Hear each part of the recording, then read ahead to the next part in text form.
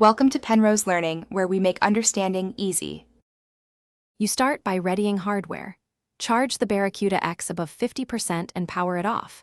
This prevents interruptions during pairing. Once done, plug the USB-C dongle into your PC or console and keep the headset within 1.5 meters. The initial handshake is sensitive. Make sure Razer Synapse 3 is installed on Windows because it gives firmware and chroma control. Otherwise, verify your console accepts generic USB audio dongles before proceeding to pairing. With the dongle connected, hold the Barracuda X Power Plus pairing button until the LED flashes.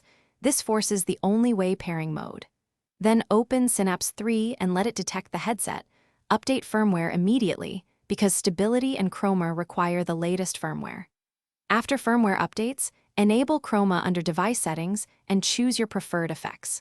Finally, in your operating system sound settings, set the Barracuda X as the default playback and recording device, which ensures audio and mic route through the dongle. To finish, open Synapse and tune EQ, sidetone, and mic gain. Test with a short recording to confirm voice clarity. Next, assign chroma lighting zones and save profiles. Link them to apps or games so lighting changes automatically. Make sure volume normalization and game/chat mixes are balanced for your use case. If anything goes wrong, the key troubleshooting tip: reflash firmware, try a different USB port or a powered USB hub, and repeat pairing. That resolves most connection and recognition issues. Thanks for watching. If this was helpful, leave a like and consider subscribing. See you next time.